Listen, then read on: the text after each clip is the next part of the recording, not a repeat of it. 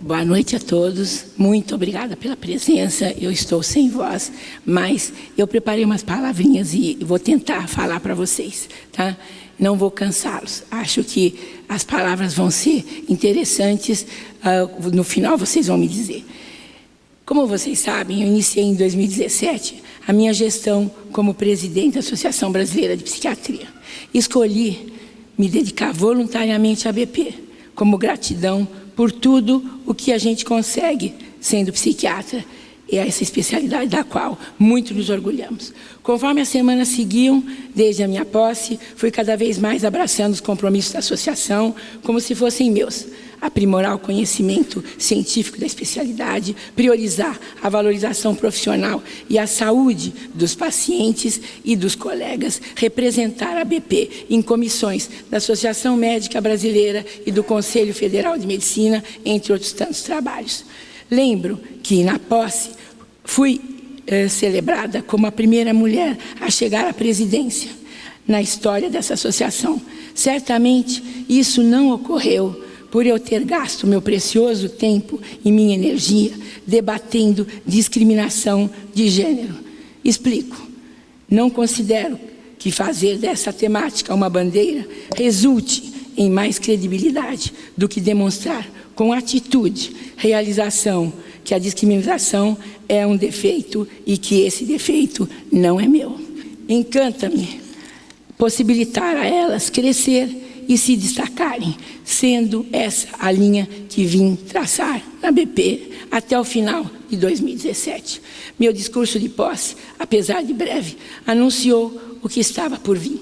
Acalentei com ele muitos sonhos e muita expectativa minha e dos associados. No entanto, diferentemente do que ocorre em outras sociedades médicas, a nossa associação não tem o presidente eleito um tempo prévio de convivência com a diretoria em exercício antes de assumir de fato. Em consequência disso, me vi mergulhada numa estrutura pronta, complexa, onde o aprendizado do ofício e de todos os seus inúmeros detalhes administrativos foi acontecendo, como acontece com todos os presidentes que aqui chegam, enquanto eles e eu fomos presidindo.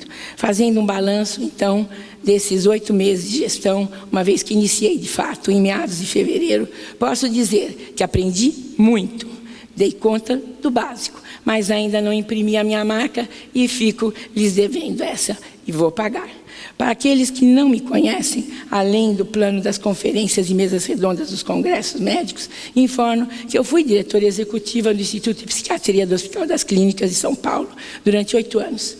E lidero como professora da Faculdade de Medicina da Universidade de São Paulo um grupo de pesquisa reconhecido internacionalmente, clínico, ou melhor, clinicava todos os dias, com a agenda sempre completa, menos agora, porque restringi drasticamente meus horários por vontade própria, para estar mais dedicada à ABP.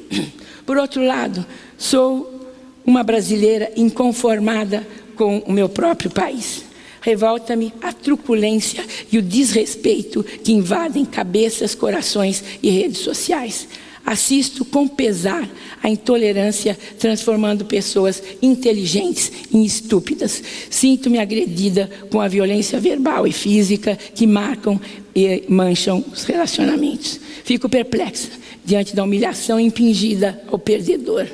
Escárnio esse mais importante a quem vence do que a própria vitória. E me entristeço porque tudo isso está contaminando a vida médica associativa.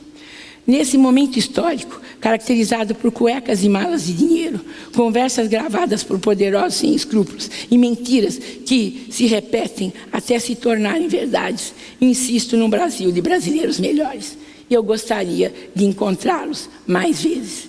Como presidente de uma sociedade médica, grande no tamanho e grande em sua atitude, peço aos líderes da medicina brasileira que conversem, não admitindo que o movimento médico seja destruído por disputas nas quais a saúde do nosso povo não figura como prioridade. Mais que lidar e falar de saúde e do direito a ela, passo agora a ler um texto que expressa a opinião de um jovem colega psiquiatra, Dr. Guilherme Spadini, dos Santos, formado em 99 e mestre pela Faculdade de Medicina da Universidade de São Paulo.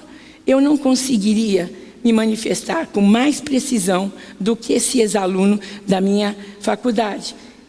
E peço licença, então, ao Dr. Guilherme para fazer minhas as suas palavras, publicadas no site HuffPost Brasil, em 2015, sob o título O Mito da Saúde de Graça. Aí vão as palavras dele.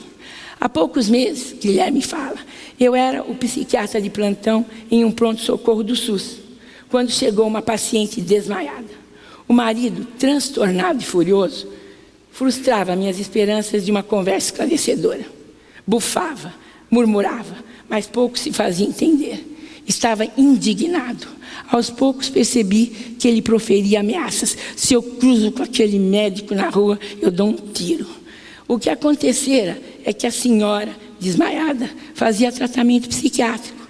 Estava afastada do trabalho há cerca de 2 anos. Vinha melhorando com o uso de medicação e psicoterapia.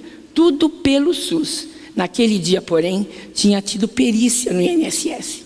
Resultado, o médico perito, era ele o alvo das ameaças, notando a melhora, negou a prorrogação da licença. A paciente chegou em casa já com uma crise de pânico. Chorou, mal conseguia falar, ficou confusa e agitada, virou os olhos e desmaiou. O leitor apressado, ou o ouvinte apressado, pode inferir que eu estou prestes a ofender a paciente, atribuindo a ela alguma falha de caráter. Mas não, de modo algum. Aquela paciente estava em intenso e genuíno sofrimento.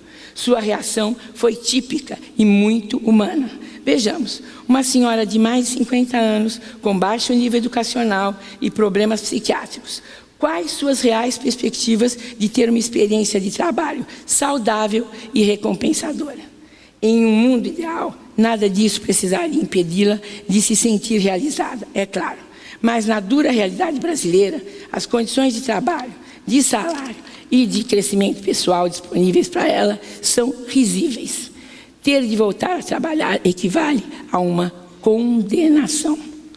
E é uma questão de incentivos. Todos nós fazemos escolhas, tentando ganhar o máximo possível com base nas melhores informações disponíveis, que normalmente não são bem ruins. Ganhar o máximo possível não significa só ganhar dinheiro, mas também qualidade de vida, afeto, reconhecimento social, tranquilidade, alívio de culpa, satisfação pessoal. Tudo isso entra na conta quando consideramos diferentes opções e esperamos aquela que nos parece mais atraente. Essa escolha raramente é consciente, como no caso dessa paciente que não estava fingindo, nem sendo preguiçosa, ela apenas reagiu de uma forma racional. Trabalhar dá trabalho. Se o ganho total de voltar a trabalhar é muito inferior ao de continuar no INSS, a decisão mais racional é continuar doente. Há algo de perverso nesse mecanismo, mas não é o médico perito o perverso, como queria o marido, muito menos a paciente. Um exemplo diferente para ilustrar o mesmo ponto, certa vez em uma reunião do Conselho Popular de Saúde em um grande hospital público de São Paulo, alguns conselheiros levantaram uma questão que me pareceu prosaica a princípio. Por que não havia torneiras no banheiro do pronto-socorro? Prosaica? Talvez, diante das discussões sobre a alocação estratégica de recursos que estavam ocorrendo até ali, mas justa. Fim da reunião, fui até a direção do hospital e perguntei. Descobri que, na verdade, as torneiras já tinham sido instaladas 4 vezes nos últimos 3 meses, mas eram roubadas, como os óculos de bronze do coitado do Drummond. Aliás, isso me lembra que quando eu era criança, a enorme festa de inauguração do Parque Ecológico do Tietê, aqui em São Paulo, e sua Lagoa de Patos, que mal durou 1 semana. A Zona Leste inteira comeu pato naquele dia. Enfim, voltando ao tema da saúde, meu ponto é, saúde de graça é um mito. Por quê? A resposta é curta, porque saúde custa caro.